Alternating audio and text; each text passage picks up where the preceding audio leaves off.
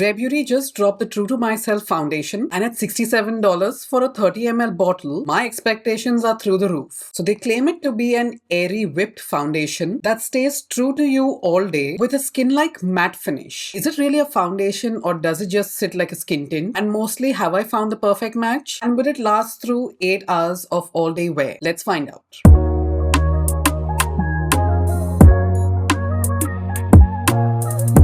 Now let's talk numbers. $67. This puts it completely in that luxury bracket, and I just don't want it to sit on my skin. I want performance at this price. This is a 30 ml bottle, which is standard. It has a locking system at the back when you can open it or close it. So it becomes good for traveling where you don't want the foundation in your bag. So they are claiming this to be like a medium buildable coverage, and it has to be whipped. That's one pump. You can see it moving down slightly, but it's not like a serum. This self-primes and self-sets. So I've not used any primer, and let's just apply that to half of the face. The shade I'm using is 23 medium neutral, and I'm using my Huda Beauty brush to buff it in.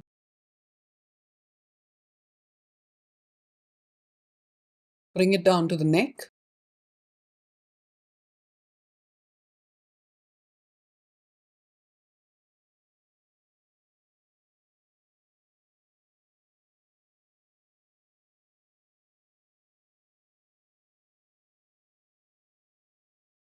I have already concealed and corrected my skin, so keep that in mind, but no primer, just my regular skincare. And look at that match. That is perfect. It's almost disappearing into the skin. This side has no foundation, and this side is with the foundation on. I'm going to build up a bit on this side because they said it can be done. I'm using this dense brush that I normally do, and it seems to be pretty blurring. It doesn't have the traditional matte, where it is dry, cakey, and clings to every dry patch. It's really none of that. It's more like a skin-like finish. It's really building up beautifully, and it doesn't feel like I've got anything on my skin either.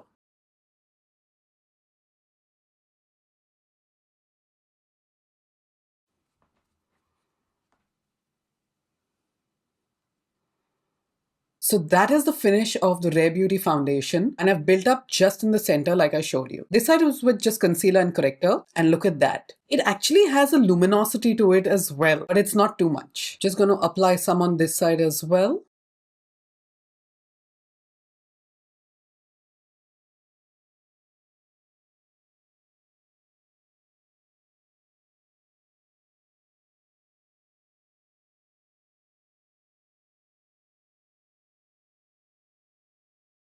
And there you go, both sides are done. I'm just going to come a bit closer and show you. As you can see, it's a very skin-like finish. It's a natural matte, and I actually agree with the claim. It has given my face dimension, and it's not looking flat either. I want to see whether it will settle in my fine lines on the forehead and into my smile lines, because that's where most foundations tend to go. And at the moment, it's not looking gray around my mouth. It's not creasing around my mouth. So that's a good thing too. The shade match in 23 medium neutral is perfect at the moment, but now I need to do an 8-hour wear check where I will see whether it's moving, whether it lasts 8 hours, and whether it oxidizes as well. I'm going to do check-ins in between as well, like I always do, and I'll see you there.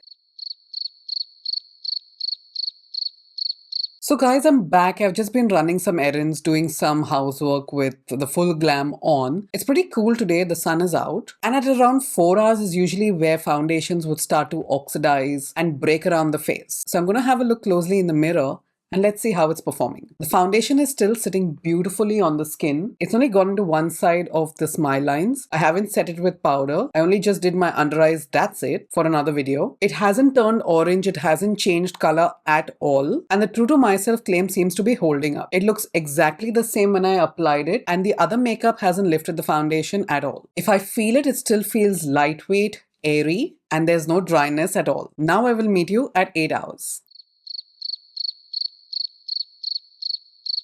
And now I'm back in the studio. My lipstick has worn out slightly from all the eating and drinking. I've had this entire beat on for 8 hours, so let's see how it looks. In the form of creasing, very minimal. Doesn't feel heavy. It still feels like air, like I said, at 4 hours. The coverage is still there, it hasn't moved around and it hasn't faded. And now the finish I feel is a bit more natural than matte. But again, I'm saying that in the most healthy way possible. So finally, is this actually worth $67? Now, if you hate the feeling of foundation and those overly matte ones, but you still want your skin to look perfected, yes, this one is worth it as it stays true to the skin. This shade 23 is a winner for me as it's a perfect match and there's no oxidation. But if you still want to try this, you can go into your nearest Sephora and get a sample first.